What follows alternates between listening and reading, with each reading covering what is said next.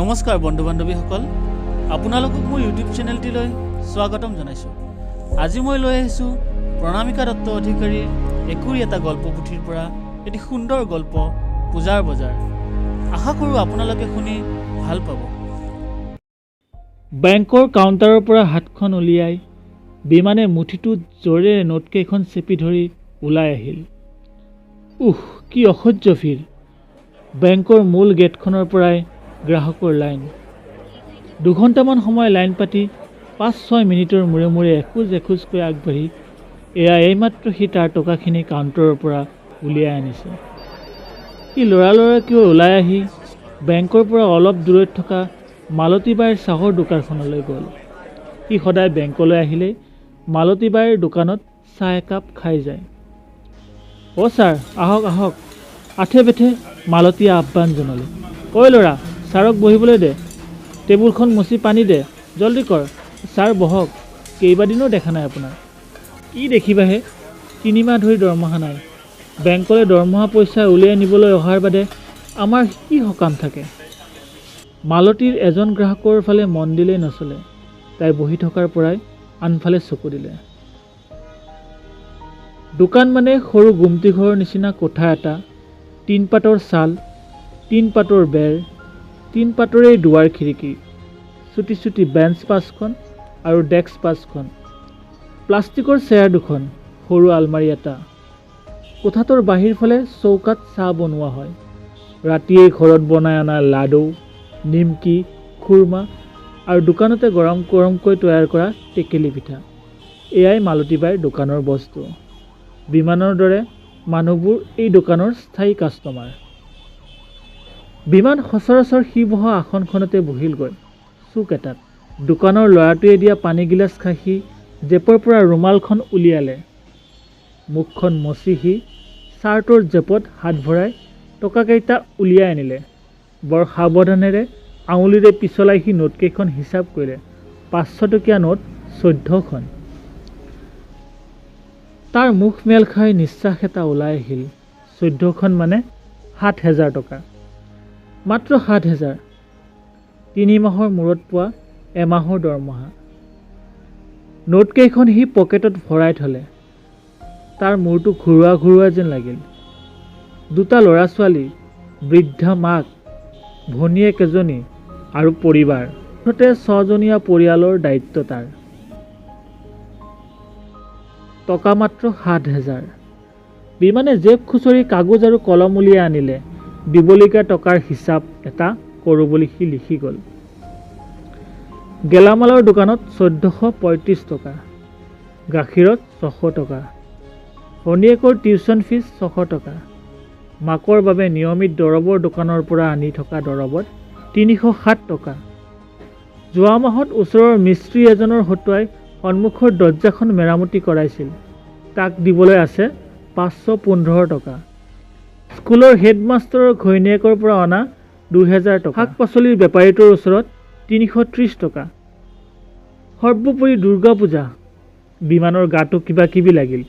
সি ডেস্কখনতে হাতখন মেলি মূৰটো পেলাই দিলে। মালতী উঠি আহিল। ছাৰ, গা বেয়া নেকি? সি মূৰ তুলিলে। নাই নহয় বাই, ভাগৰ ভাগৰ যেনহে লাগিছে। দোকানৰ ল'ৰাটোৱে চাহ এগিলাচ আনি থৈ আৰু কি খাব সুধিলে। চাহ খাবৰ মনেই নাছিল। আন একো নালাগে বুলি কৈ সি চাহত ঢোক মাৰিলে। দোকানৰ গ্ৰাহকবোৰো পাতলি আহিছে। বুজিছা মালতী বাই, চাকৰি বাকৰি এৰি কেনিবা গুচিয়ে যাওঁগৈ নেকি? জীৱনটোৱে বৰ তিতা কেঁহা লগাইছোঁ। আজি দৰমহা লোৱাৰ দিনা ইমান ডাউন হয়নে? দৰমহা পাইছে, স্ফূৰ্তি কৰক। আজি সপ্তমী পূজা, আনন্দ কৰক। দৰমহা আজি ৩ মাহৰ মূৰত যিকেইখন কাগজৰ টুকুৰা পাইছোঁ, সেইকেইখনেৰে মোৰ লেও দিবলৈও নাতে। হাল কোৰ ধৰিবলৈ মাটি এটুকুৰাও নাই। তাতে যুগটো যে কি হ'ল বাই। চাহ খোৱালা, তামোল এখনো দিয়া, যাওঁগৈ। মালতীয়ে ষ্টীলৰ প্লেটখনত তামোল এখন উলিয়াই দিয়াত বিমানে টকা এটা আকৌ উলিয়াই দিলে। ছাৰ, ক'বলৈও বেয়া লাগে, তামোল এখনত ১.৫ টকা হ'ল। বজাৰত তামোল পাণৰ যিহে দাম, এটকাত এখন তামোল দিলে আমাৰ লোকচানে হয়। আজিলৈ বাৰু হ'ব। বিমানে জেপ খুচৰি 50 পইচা পায় নেকি চালে। নাপায়, পাছত ল'বা বুলি কৈ ওলাই আহিল। সি ঘৰলৈ যাবনে বজাৰলৈ যাব ভাবি বজাৰলৈকে যোৱা ঠিক কৰি খোজ দিলে। গেলামালৰ দোকানী ৰতন মণ্ডলক আগৰ বাকীখিনি সোধাই মিঠাতেল আধা লিটাৰ আৰু চেনি আধা কেজিলৈ ওলাই আহিল। ৰতন মণ্ডলৰ দোকানৰ পৰা ওলাই আহোঁতে বাটত শাৰী শাৰী কাপোৰৰ দোকানত ওলোমাই থোৱা বিবিধ ৰংচঙীয়া পোচাকলৈ তাৰ মন গ'ল। বহুদিন হ'ল গাভৰু ভনীয়েকজনীক কানি কাপোৰ কিনি নিদিয়া। সি অলপ পৰ ৰৈ থাকি দোকান এখনলৈ আগবাঢ়ি গ'ল। সেমেকা পূজাৰ বজাৰত গ্ৰাহকক দোকানীয়ে বৰ আগ্ৰহেৰে আহ্বান জনালে। আহক আহক দাদা, কি ল'ব কওক। যেন বিমানে কিবা ল'বই। নাই এনেই চাইছোঁ। এনেইতো চাব, আহক বহি লওক। বিমান সোমাই গৈ বহিল। কি দিম, চুৰিদাৰ, ফ্ৰক, শাৰী? কওক, নতুন ফেশ্বনৰ মাল ভৰাইছোঁ, বৌৰ বাবে শাৰী চাব। যেন বৌৱেকক সি চিনিহে পায়। মোক সেই চুৰিদাৰযোৰ দেখাওকচোন। ওলোমাই থোৱা চুৰিদাৰ এযোৰৰ ফালে আঙুলিয়াই বিমানে ক'লে। দোকানীয়ে হেঙাৰৰ পৰা কাপোৰযোৰ আনি আগত থ'লে। কিমান দাম?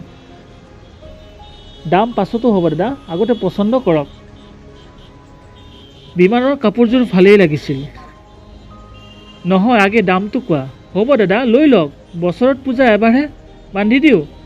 দোকানীৰ ব্যৱসায়ী সুলভ হাঁহি ভৰা প্ৰশ্ন। বিমানৰ খং উঠিল। ইহঁত তেজ চোহা জোক নেকি? আহি ৰলতে একেবাৰে শুহি পেলাব খুজিলে। মই কাপোৰযোৰৰ দাম জানিব খুজিছোঁ। মোৰ পইচাৰে মিলিলেহে ল'ম। মইতো ব্লেংক চেক লগত লৈ বজাৰ কৰা মানুহ নহয়। দোকানীৰ মুখৰ ৰং সলনি হ'ল। দাদা, আপুনি ল'ব খুজিছে যেতিয়া আপোনাৰ বাবেহে 800 টকা খাটাং, কেৱল আপোনাৰ বাবে। অন্য হোৱা হ'লে 1100 টকা। 800 টকা? বিমানৰ চকুমুখ বহল হৈ গ'ল। ইমান দাম এইবোৰ কাপোৰৰ? দাদা, গোটেই গাতে জৰিৰে কাম কৰা, মডাৰ্ণ ফেশ্বন। বিমানৰ কাপোৰযোৰ সঁচাকৈয়ে ভাল লাগিছিল। সসংকোচে ক'লে, 350 টকামান হোৱা হ'লে। দোকানীৰ মুখৰ ৰং ক'লা পৰিল। বান্ধিবলৈ লোৱা খাকী ৰঙৰ কাগজৰ পেকেটটো থৈ কাপোৰযোৰ আকৌ হেঙাৰত সুমুৱাই ক'লে, দাদা, পূজাৰ বজাৰত সেই দামত সেই তেনেকুৱা কাপোৰহে দিব পাৰিম। বিমানৰ খং উঠিল। কিয় ল'মহে? ৰং বৰণৰ কথা আছে নহয়। সি যাবলৈ উঠিল। দোকানীয়ে ভোৰ ভৰালে। 300 টকাৰ মাল কিনাত জোৰ নাই, 1000 টকীয়া মালত চকু। কি ক'লা তুমি? মই ৰৈ চাইছিলোঁহে। তুমি ভিক্ষাৰীৰ দৰে কাও বাওকৈ মাতি আনি মোক বহুৱাইছা। তেতিয়া একেবাৰে ৰজাৰ সন্মান, আৰু এতিয়া? দাদা যাওকগৈ, ভুল হৈছে মোৰ। দোকানীৰ কৰজোৰ মিনতি দেখি ভমককৈ উঠি অহা ক্ৰোধ সম্বৰণ কৰি বিমান ওলাই আহিল। বৰ বেয়া দিন গ'ল আজি। কিয় চকু দিছে সি কাপোৰত? কিহেৰে কিনিব? ভনীয়েক ঘৈণীয়েকহঁতক সি সোণ ৰূপেৰে উপচাই ৰাখিবৰ মন কৰিলেও জানো সি পাৰিব? 7,000 টকাৰে ধাৰ মাৰি মন গ'লেও সি ভনীয়েকক কাপোৰ কিনি দিব নোৱাৰে। মালতীৰ দোকানত বহি কৰা হিচাপৰ ধাৰখিনি সি পইচাখিনি হাতত থাকোঁতেই মাৰি শেষ কৰিব লাগিব। তেহে আগলৈ ধাৰ বিচাৰি সি ঘূৰিব পাৰিব। ধাৰ শোধ কৰি তাৰ হাতত থাকিব মুঠে 1000 মান টকাহে। সেয়াৰে সি কি কৰিব? ল'ৰা ছোৱালী দুটাৰ পূজাৰ কাপোৰ নাই। কাপোৰৰ চিন্তা সি মুঠেও নকৰে। তেন্তে ক'ব নোৱাৰাৰ দৰে আপোন মনেৰে সি হাতত মিঠাতেল আৰু চেনিখিনি লৈ আগবাঢ়ি থাকিল। কি কৰিব? সদায় অভাৱ অনাটনৰ মাজত থাকি পূজাৰ কেইদিনতো অকণমান বেলেগ কিবা নহ'লে ঘৰৰ বাকীবোৰৰ মনবোৰ ভাল লাগিব জানো? আন নহ'লেও ল'ৰা ছোৱালী দুটাই মনত দুখ পাব। কিবা এটা উপায় পোৱাৰ দৰে তাৰ মনটো অলপ ভাল লাগি গ'ল। আজি খাব। সপ্তমী পূজা আজি। ৰাতি আটাই মিলি মাছ মিঠাই আদিৰে ভালদৰে খাব। বহুদিন হ'ল হেঁপাহ পলুৱাই মাছ মিঠাই আদি নোখোৱা। যিমান পইচা যায় যাওক, আজি খোৱাটোৱে মনত থকা হওক। সি মাছৰ বজাৰৰ ফালে আগবাঢ়িল। যাওঁতে বাটত মিঠাইৰ দোকান এখনত সোমাই প্ৰফুল্ল চিত্তে ঘৰৰ আটাই ভালপোৱা ৰসগোল্লা, চানাৰ বৰফি আৰু জেলেপি সৰহকৈ কিনি পেলালে। মন পূৰাই খাওক। তাৰ পাছত সি মাছৰ বজাৰত সোমাল। বৰ ভিৰ, মানুহৰ চিঞৰ বাখৰত কাৰো মাত নুশুনা অৱস্থা হৈছে। সি গৈ ডাঙৰ মাছ কিছুমানৰ সন্মুখত ৰ'ল। কিমান দাম? কেজি 200 টকা। মনে মনে বিমান উচপ খাই উঠিলেও গাম্ভীৰ্য বজাই ৰাখি ক'লে, কম নহয় দাদা, 180 টকা, তাৰ তলত নহয়। দিয়া 1 কেজি। বেপাৰীয়ে 1 কেজিমানৰ মাছ এটা ওজন কৰিবলৈ লওঁতে হৈ হৈ কৰি কেইজনমান যুৱক সোমাই আহি এফালৰ পৰা খপ খপকৈ মাছৰ পাচিবোৰ ঢাকি পেলাবলৈ ধৰিলে। মাছৰ বিক্ৰী বন্ধ, এই মাছ আমি কিনিলোঁ। কেইবাখনো মুখৰ প্ৰশ্ন একেস্বৰে ওলাল। কি? কোনে কিনিলে? আমি কিনিব ধৰিছোঁহে। হেই, হাল্লা নকৰিব। আমাৰ পাৰ্টিৰ খানাৰ বাবে মাছ লাগে। বজাৰত সকলো মাছ আমাৰ। আপোনালোকক লাগিলে ভাটিৰ বজাৰলৈ যাওক। হতভম্ব মানুহখিনিৰ মাজত সাহসী দুজনমান আগবাঢ়ি আহিল। কিয় যাম হে? তোমালোক যোৱা, ইয়াত গুণ্ডাগিৰি কৰিবলৈ আহিছে। ভদ্ৰভাৱে কওঁতে গুণ্ডাগিৰি বুলিছ? ঠাণ্ডা কৰি দিওঁ ৰ বাপেৰে। যুৱক মুখৰ মাজৰ কেইজনমান চোচা মাৰি আহিল। হঠাৎ ঠাইখনৰ পৰিৱেশ সলনি হৈ গ'ল। প্ৰায় যুদ্ধক্ষেত্ৰ। যিয়ে যাকে পাৰে ঠেলা ঠেলি মৰামৰি কৰিবলৈ ধৰিলে। বজাৰত থকা নিৰীহ মানুহখিনি হেঁচি ঠেলি ওলাই যাবলৈ খৰখেদা কৰা। পৰিস্থিতি আৰু হুলস্থুলীয়া হ'ল। পুলিচ আহিল। মানুহবোৰ ফাঁহি চিটিকা দিবলৈ ধৰিলে। ঠেলা হেঁচাত বিমান মুখ ঠেকেচা খাই পৰিল।